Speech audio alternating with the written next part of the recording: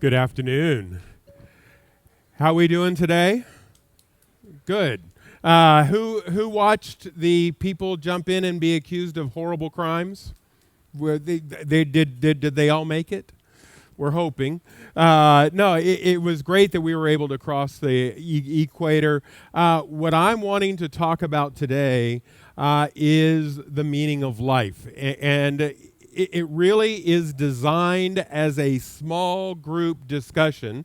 And as you can see, we have a little larger than a small group, but it doesn't go as well if I just talk on this one. This one, I'll give you some ideas, but I really want to get your thoughts as we go forward, because whether you think that there is no meaning of life, or whether you think the meaning of life is something else, then talking about it is kind of how we move it forward. And I want to see how far my clicker goes, so I'm going to go off camera for a second, and if I stand over here, right in front of you, man, that would be just...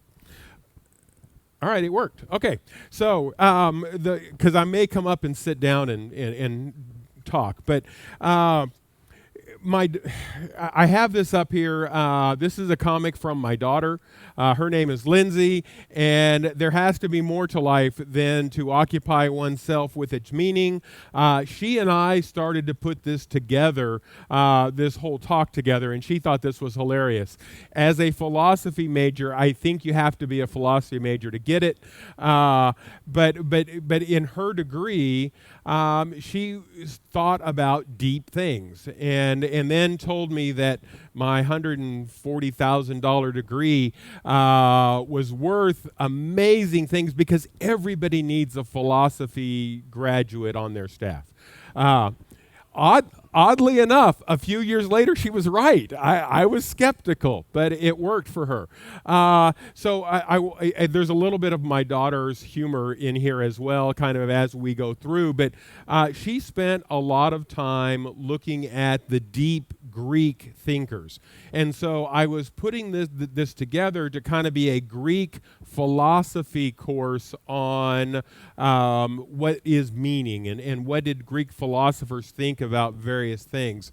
And so to start with you guys, I've asked before we started the presentation a few people to share what did they think is the meaning of life. So with that in mind, what do you guys think is the meaning of life? Making sure your wife is happy, and I think that's a really good one. At least half the audience is right with you. What else? What do you guys think? So much. Discovery, all right, discovery. And down here before, they were talking about growth and education. What else? Finding your purpose. Strong family values. Yeah. Contentment.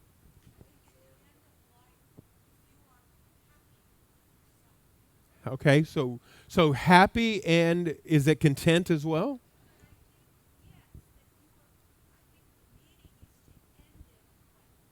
Okay, to end, so run the race well. All right. Stay interested. Keep learning.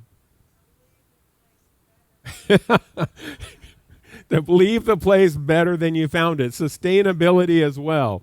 What else? Pay off your mortgage. Yep. That is, I mean, that allows a whole lot of other things to happen. Passion, relationships. All right, so we have a lot of different ideas on what it might be, and so I want to take a step back and say, what do the Greeks say about this? So if we're looking at the classics, what do they come up with? Oh no, sorry, we're gonna go to Japan first.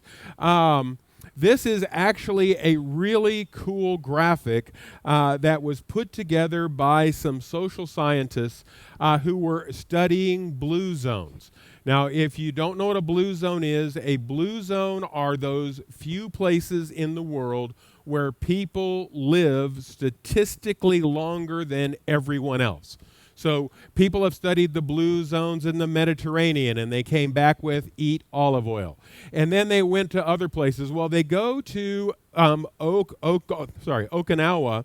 and Okinawa has the most people over the age of 100 of anywhere in the world. So they're doing something to live longer. And they sat down with them and they said, what is it? And the locals said, ikigai. That ikigai is why we live so long. And iki means life, gai means value. And so they say, what is the value in living a good life? And it encompasses a few of the things you guys just said. But first, you have to ask, well, and this is strongly about career. So many of us are past the career phase of our life, but they say they live so long because when they look at how they spend their time, the first thing they do is they ask, what do you love? So what do you love? If you were to pick any career, not necessarily what you did, but if you were to say, this is the career I would love. Thoughts? Just give me some ideas. Medicine, dancing, teaching, science, music. So do what you love and then ask, does the world need it? So does the world need music? All right, so if you do what you love and the world needs it, you have a mission. You are delighted, you're fulfilled, but you don't necessarily have wealth. But you are happy that you're doing what you love. You may be very poor, but you're doing what you love. And then you look at, are you any good at it? All right, I might love music, but I can't play I can play Star Wars and the Eyes of Texas. That's all I can play on the piano. But I can knock those two out. But am I good? No, I'm not good. But I love music. And so the answer is, am I good at it? If I'm good at it and I love it, then it's a passion. If I'm good at it and the world needs it, then we have this idea of delight. We're over here somewhere. Then the last thing is, can I be paid for it? So can you actually sell that? Can you sell music? Some can, not all. Some people love acting. It's wonderful, but they can't get paid for it. Some get paid very much. Medicine, you can get paid for that. And so if you love it, and it's what the world needs, or if the world needs it and you can get paid for it, it's a vocation. If you're good at it and you can get paid for it, it's a profession. And then ultimately, if you can do what you love, you can do what the world needs, you can be paid for it, and you're pretty good at it, then you have ikigai. And that's what they say in Okinawa allows them to live for over 100 years. And I was talking to somebody who was an attorney yesterday, and I don't know their age, but it was, I think, in the 70s, and they were saying they're still working, and they're planning to work forever because they love being an attorney. And that's one of those ideas that if you truly love it, then keep doing it.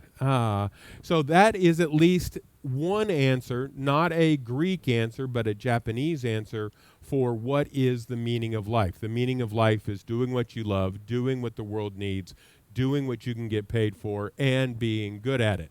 If Charlie were here, I miss Charlie. Anybody else? I mean, he was awesome.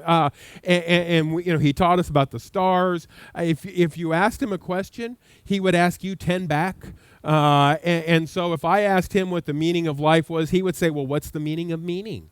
And so I at least had to throw that in to say, if I were to say the meaning of life, I might say, what is the sense of life? Or what is the value of life? Or what is the purpose of life? Or what is the significance of life? And each of those might give us a little bit different answer. Because to me anyway, what is the significance of life and what is the purpose of life are slightly different. And that helps me to then frame our question that we're looking at all of those. Why do we live? Why do we get up in the morning? Why does it matter? Are we just, and I was talking to somebody who said, maybe there is no purpose. And my words, not his, but at some point down that road, we're a virus. And our whole point is just to propagate the virus and make more little humans that don't have any other point. And so is that what we are, or is there more to it than that? So Socrates, I wanted to start with Socrates because so much starts with Socrates. He wrote nothing down. If you haven't studied him, he's amazing, but he didn't write any of his cool stuff down. He just, like Charlie, asked a whole lot of questions. And that's how we get the Socratic method. So we're looking at 5th century BCE, and he says that we all need to be morally responsible. But he also tells the children that they need to question an immoral society, and that their leaders are immoral, and they need to question them. Well, the leaders didn't like it very much. They accused him of disobeying religious laws, and they forced him to commit suicide. So if you've seen this painting but weren't sure what it was, here we have Socrates, who is taking the cup of hemlock and is about to commit suicide in front of those who are following him. So he comes up and says that according to him, the purpose of life should be both personal and spiritual. So he says we have two sides. We have that moral, personal side that acts, and we have that spiritual side of us that needs to be nurtured internally. One should focus on developing their skills in both personal and spiritual parts of their life. Now, who likes this one? I've got a couple of hands. What do you like about it? It's not one or the other. It's saying the whole person has a spiritual side and an action side. All right, what else? Yin and yang. Okay. Other thoughts? It's what? Force? Oh, flexible. Yeah, it is. What else? Within your control. Yeah, and he is big into control, that you need to know yourself. You need to be able to then act, but you also have to develop. And that's something you guys were saying, that part of the meaning of life is personal development as well. So he is developing. I love this. Strong minds discuss ideas. Average minds discuss events. Weak minds discuss people. I think that's so spot on, and one of his quotes. So he had a whole bunch of students. Plato is the one that we hear about all the time, but we have Antipas and Stippus from Cyrene, who was one of his pupils. He says that happiness is one of the ends of moral action. So he's following his teacher there, but then he breaks off and says that pleasure is the supreme good. So we do moral behavior, and why do we do that? And he says we do that as a pathway to pleasure. So he's kind of a hedonist, but how do we like that? Does that add anything? Who says that pleasure is our goal? Americans get really nervous with this one. We got one, but yeah, it's one of those ideas, and I've talked to other groups where I often say, well, I'll hold that for a minute, hedonistic worldview. So then we have pure hedonism. And I put this up here because everybody begins to squirm, and it's this idea that pleasure is the goal in life. And I have one taker that maybe a little bit. Hedonism offers us a life based on seeking pleasure, but it actually, in pure hedonism, it's two things. I'm going to avoid those things that cause me pain, and I'm going to pursue those things that cause me pleasure. And we go to this picture right off the bat and say, oh, okay, that's what they're talking about. But there's really more to it. It's more than just kind of sexual delight stuff. It is about eating and dancing. Is there anything wrong with dancing? No. I mean, so if you have a blast dancing, that's pleasurable. Should you seek that? All right, so where's the disconnect? Why is it bad? Moderation. All right, that's interesting, yeah. Some religions say it's bad. Why do you think? All right, at least this, I don't know about everything, but this is just wrong. Okay. Other thoughts? Sorry? Self-centered, yeah. So the real question is, because I think we can all buy into the idea that pleasure is at least part of it. And because I always ask, and I get maybe one who says mostly none. And then I go, here's my next question. How many would say, I know it's not you, by the way, how many would say that the United States people are hedonistic? All right, well, how many? All right, usually I get 100%. All right, you guys are holding back. You knew where I was going. And then I go, well, if it's 100% are saying everybody else is hedonistic but not me, there is something in hedonism that is in our society, at least Western world, where we are trying to limit the amount of pain we experience. We're trying to maximize the amount of pleasure we experience. Yeah. It is absolutely individualistic and not community focused, and I think that is one part. Do you think that's a goal of the meaning of life is community? Yeah. All right. So let's keep community in our discussion as well. All right. So we go to cynicism. Cynicism moves a little further, and it says he's also a student of Socrates, but he says the purpose of life is living a life of virtue that agrees with nature. Now that takes us out of the it's all about me, and it brings in that whole how we preserve nature, how we preserve our environment, and then happiness depends on being self-sufficient and a master of one's mental attitude. And this one I really do think is interesting, that its suffering is the consequence of false judgments. So when we talk about pain, one of the things that I would argue has some inherent truth, when are we the most dissatisfied? And I would say part of that is if I thought the Taj Mahal was going to be the most beautiful thing in the world, and I go and it's dirty and ugly and the people are mean, then it's much worse than if I had never even thought about it. If my expectation is here and the reality is below, that's when I have the most disappointment.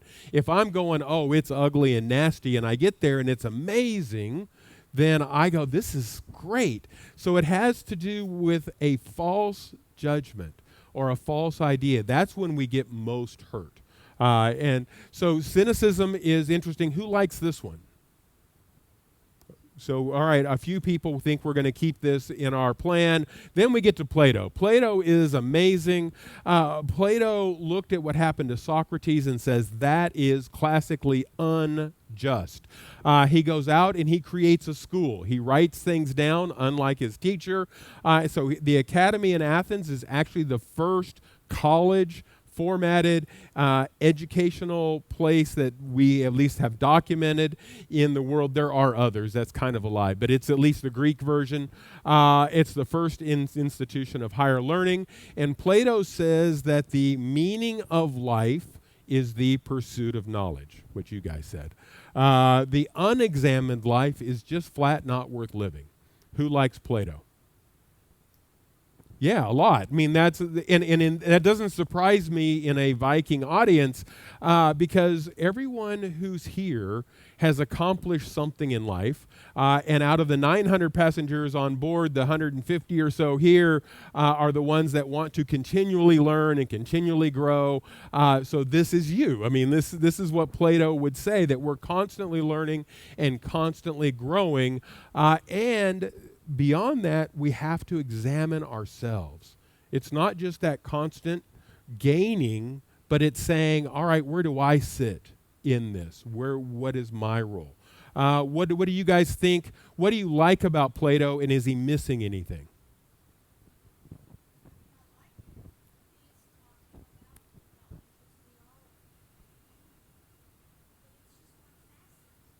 Okay. So you like it, but there's more that he's.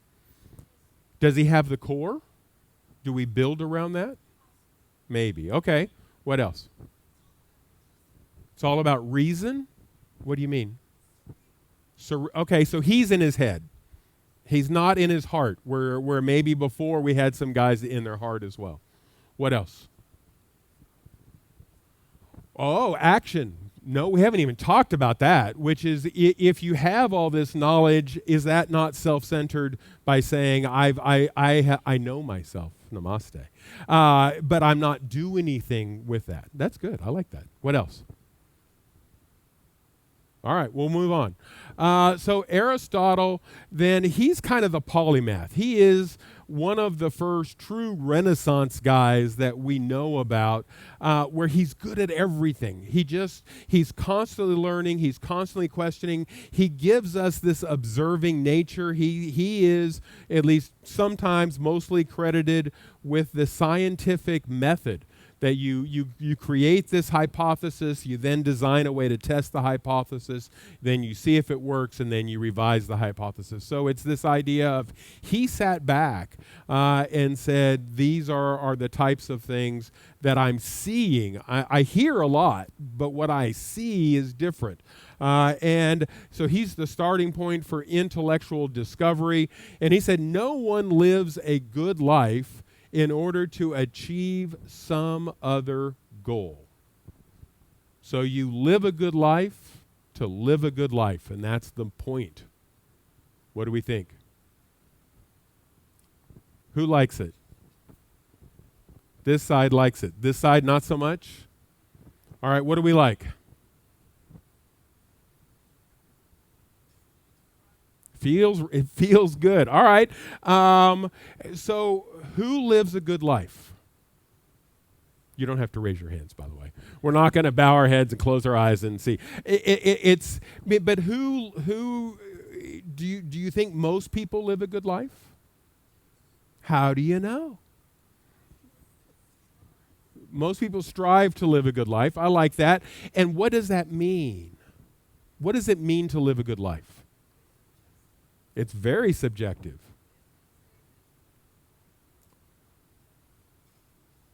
Okay, so you define what a good life is, you then live that out, and then you have lived a good life. All right. So you're true to yourself. Yeah? The rubric is individual. Yeah. All right, but who creates the rubric? So the individual, I pass 100% all the time. All right, so you create your own rubric or plan or scoring method, and then you live that out. Does anybody have a problem with the fact that all 150 of us can create our own definition of a good life? Everybody's okay with that or no? How many say that's wrong? How many say it's right? There's no ultimate truth. Yeah, and yet what he would say is everybody who said it's wrong, you're lying. Think about it. You know what's wrong. And that's his thing, is he would say, I know when I'm doing right, and I know when I'm doing wrong. I may, say I'm doing fine, but deep down, you know the difference. And so that's his point, and that's where the spirituality kind of piece comes in, is that somewhere deep inside, you're not so delusional that you can call bad good. So he's saying there is truth, and it's in your heart somewhere. But that virtue is our goal. Stoicism. So here's another guy who comes out and says the freedom, or that the meaning of life is freedom from suffering. That's not the same as pursuing good. It's just the absence of feeling crappy. And so you recognize first what you can and can't control. Is this pain I'm suffering something I can do anything about? Or is it just going to be what it is? You determine your reaction. And so the idea that something happens, you can't control that outward force, but you can definitely control you. Either remove yourself from it or change your response. Ignore people dominated by their own negative emotion. Don't allow that into your life. Stay away from those folks. Master yourself and aim to be virtuous. So in the absence of anything else, do what you think is right. And then learn to move on. So how many like this? Yeah, all right. So that's actually a larger group than normal. Stoicism has a lot of virtue to it in that it gives us that idea that, A, I'm not a victim of the world. I'm in control of me. And if I'm going to be happy, and he kind of goes on to argue that happiness is the meaning of life. And if I'm going to be happy, I have to control me and control who is in my sphere. And that is going to help me be able to weather the downtimes. This one, Epicurean, comes in, and he is also, in a way, a hedonist. But he says that in hedonism, has anyone had the souffle that we make on board? Yeah? I'm telling you, I don't care if I've got Chef's Table or Manfredi's. If the souffle is on the menu in the restaurant, I'm going to the restaurant. I love me some souffle. So that makes me happy. Can I have it every day? No. If I have it every day, I'm going to weigh 700 pounds, and that will not be good. So what Epicureanism says is do what makes you happy, but make sure it's sustainable.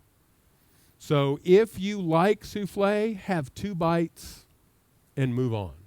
But if you eat all of it, if you like blueberry pie, and you eat it every single day, then you're now going to have an unsustainable weight that's going to lead to health problems. And so it is not a sustainable good. So only do those things that are sustainable. Now, if you think about that, are there any things that you can think of that you don't have to have moderation in order to be happy? So, knowledge. I love that. Yes, knowledge is something that you can consume as much knowledge as you want, and you haven't hurt anyone. What else? Which? Love. Yeah, love. Love costs you nothing. It is just something that you can receive and share. What else? Kindness. Yeah?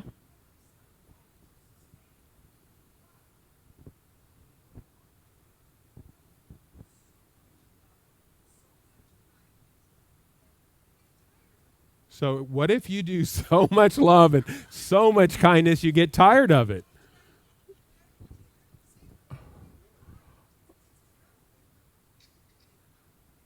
You're going to get tired of it. I've had a lot of souffle and I'm not tired of it yet. But yes, how do you? That's a really good, no one has ever brought that up. I like that. Can you take a pleasurable good and exhaust it? Okay. So how do we deal with that? Moderation. All right, that's one. And I mean, biblically, and by the way, no one, I'm just going to throw this out because no one has brought this up, but someone in the audience I know is thinking that the meaning of life is really having faith in their religion. In this case, we'll call it Christianity, but that worshiping and living with their God is the meaning of life. So I'm going to push that out there so no one else has to. But that is clearly one option as well. And biblically, it would say in that case that you have to pour into yourself as well as pour out of yourself. And so all of those positive love, caring, kindness, all of those you can't pour out an empty vessel. You have to fill the vessel and then do that. All right. So anything else? Which? Sharing. Sherry? Like the drink? Sharing. Yes, sharing. The other one that he mentions is friendship. That it's something else that doesn't cost you anything. It fills you as much as you give out. And that friendship is one of those things that from a hedonistic point of view is a wonderful goal. So when we see those are all parts. So the meaning of life is achieving sustainable pleasure, which leads to a state of tranquility and freedom from fear. How many like this one? A few. All right. Anybody not like this one?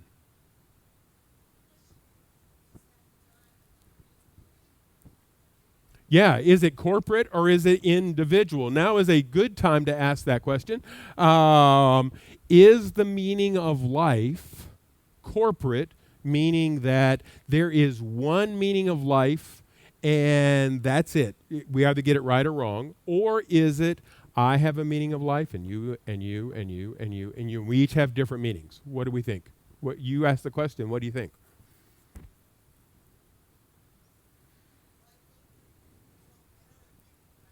Okay, well, reframe the question the way you like.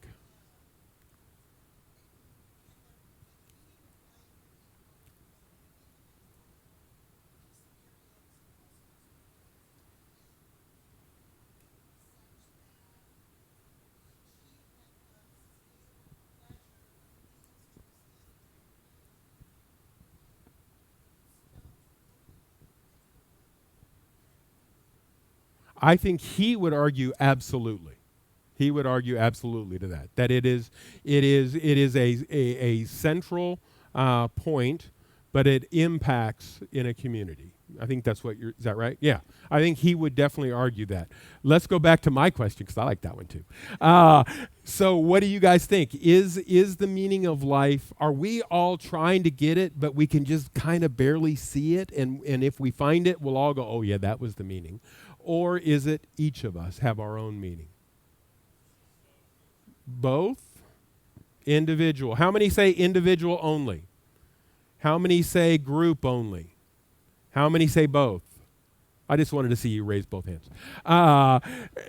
So, all right, so it can be defined in both ways, and there are groups that have tried to define it in both ways. We could go on forever.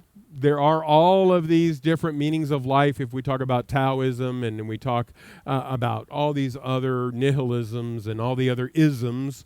Each of those has a idea, but where the Greeks came down to is happiness. That at the end of the day, if you're happy, then you have a positive life. And then you've got to define happiness. And we can define happiness by looking at all of those things, whether it's virtue or faith or action or, all of them come into play. Let's go back to our first question. What do we think, either individually or corporately, what is the ultimate meaning of life?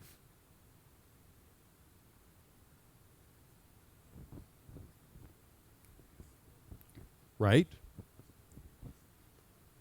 So as we get older, we look for meaning of life more because we're on the downhill kinds. Okay? Bring us joy. Okay, so that's why we're all on the cruise, is we're looking to find joy. I don't think that's entirely wrong. I think there's some real truth to that. As we get older, and we are all. I mean, we're no, there's nobody here under 30. Just be generous. But we all have less days ahead than behind. I'm not thrilled about that, and yet that's true. We also are at a different life stage as well. We'll get to that one in a second. But what else? What do you think is at the end of the day? What's the real purpose? A good and happy life. How do you define that?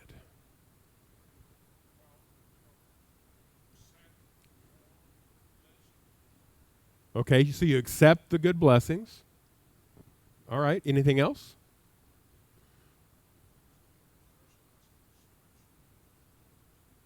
Okay, personal satisfaction in your accomplishments. What else?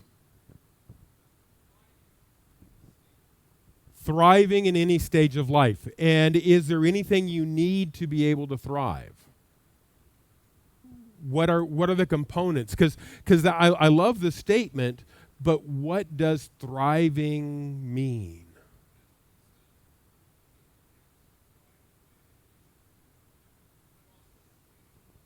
Okay.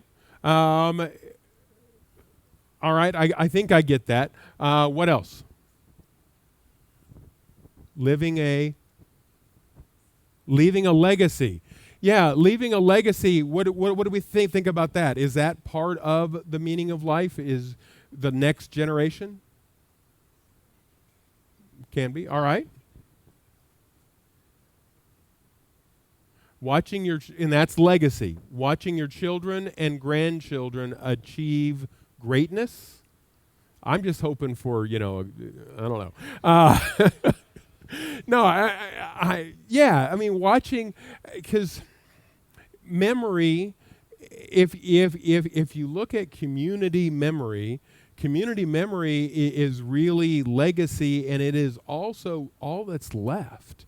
I am very sad to say that my mom died before I recorded all of her stories, and so a huge chunk of her life is gone. And I don't remember them. I didn't record them. So my grandchildren will never know about my mother the way that I do, because those aren't down. Yeah. Okay, so that doesn't mean her life didn't have meaning. And explain. Yeah. Oh, she was awesome. She did have meaning in her life. Yeah.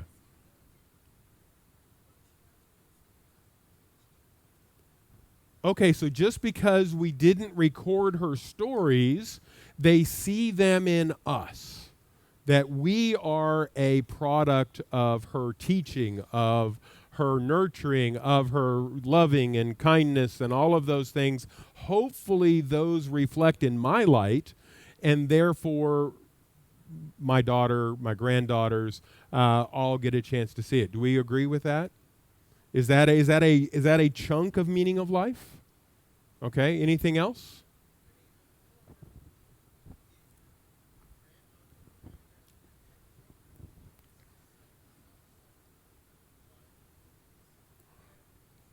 Ah.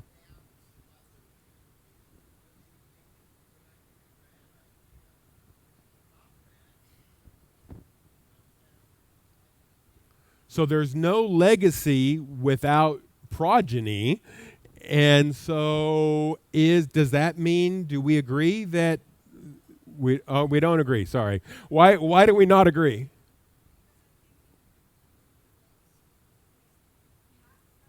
Okay.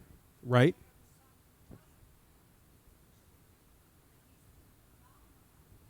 Right.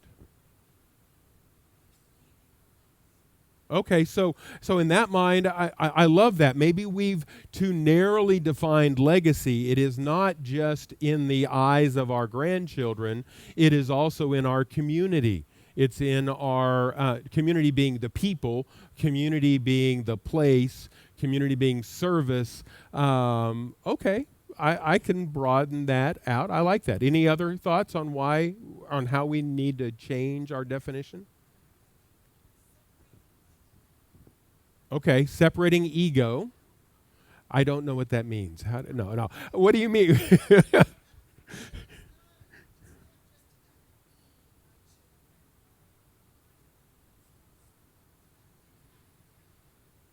Okay, so the impact we have on the planet. And so it's not about me and my family. It is about us in our world. I mean, and define.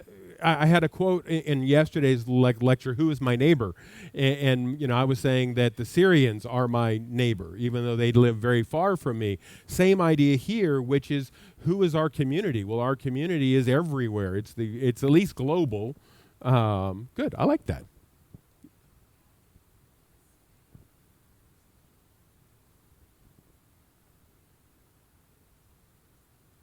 Yeah, I'll repeat. So what she's saying is that Gaudi in Spain didn't have a family. So his way to impact was to create architecture that lives on. Is that right? Yes, which is very true. And so there are lots of ways that we can leave legacy beyond our children. And so then if we look, has the meaning for each of us changed over time? How? How? Different stages of life, but how has it changed our meaning? If we were 20, if you talk to your 20-year-old self, what was the meaning of life? At the 40, what was the meaning of life? At 60, what was the meaning? What do you think? What is the meaning for a 20-year-old? Turning 21. Very good. All right.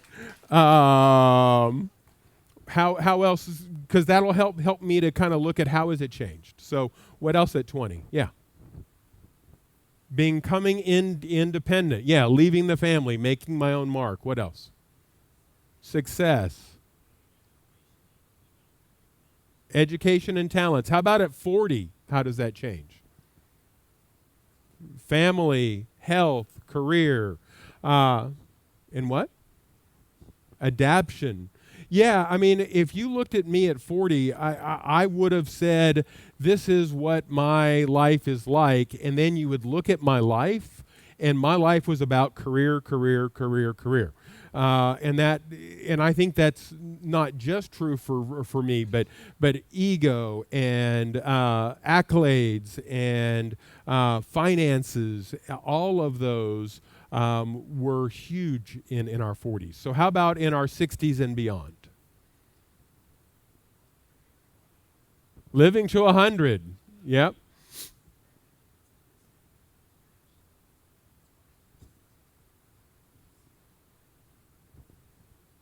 So compassion, we actually start, because I do think in our 40s we have these tunnel visions, and it is all about our family.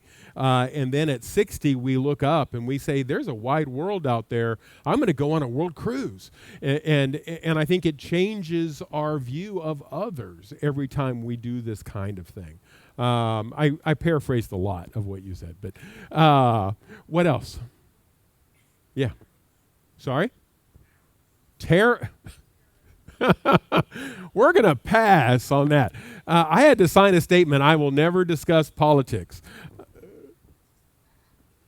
It is a fact.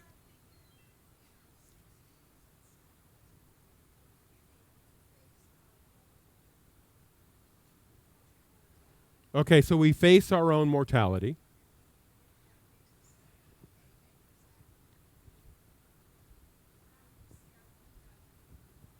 All right, so we see our mortality on the horizon with that.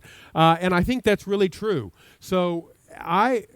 Well, let's see. And are these answers personal or individual? We've talked about that one. Now, so this one is my homework assignment. My daughter sat down with me as I was going through a life change about 3 years ago, and she said, "Dad, what do you want out of life? What is it that you want your life to look at?" And so I sat down and I said, "What are the things that are important to me?" And this is the actual one. I looked it up this morning and dropped it in. So the first one is, this is my daughter right there in the red. We had just come in second in a pickleball tournament. A little sore about that. We should have won. But the first thing is I wanted to have time to spend with my daughter. That was, she's amazing, and I want to be a part of her adult life, not just a part of her child life. She has 2 beautiful daughters who are now a little bit older than this, but they're my granddaughters, and I wanted to be a part of their life. So I wanted to structure my time as my meaning of life is the community of my family. I wanted to be able to do that. I do love Colorado. I know a few people who are here from there, and I wanted to either get a place there again. I used to have a place, or I wanted to at least have that kind of an outdoorsy lifestyle. I wanted to change my life to be able to do that. I live in Antigua. I wanted to still walk on the beach. I wanted to have an active and fit lifestyle that, to me, that provides happiness and health and hopefully that longevity we're talking about. I wanted to do some grand thing. And at the time, I was wanting to do the Appalachian Trail. I was going to through hike. I was going to find somebody who could be a partner with me to do all these physical things. And I'm not doing that, but I am climbing Mount Kilimanjaro in June. And so Nancy back in the back said she'd go with me. And I know how many people have done it. I know a lot of people here. Yeah, there are at least a dozen people that I've talked to on the ship that have climbed Kili. And so that's my grand adventure, is I'm going to walk up on my knees and hips still work. And then lastly, I had sold my airplane several years ago. I wanted to buy a new one. And I did buy a Bonanza, not the V-tail, but a T-tail. And so as you look at it, I sat down and said, what's my meaning? And this is where yesterday I talked about what we came up with as my personal mission statement, as if I were a company, is to live intentionally. There are less days in front of me than behind me. Don't waste them. And so I wanted to do that through service, exploring the globe, and developing meaningful relationships. So for me, I took a few minutes, and instead of, we used to do it in grade school, I guess, where you tear out magazines and post it. You can now do that online. And I sat down and really said, what is it in my remaining time that I want to do?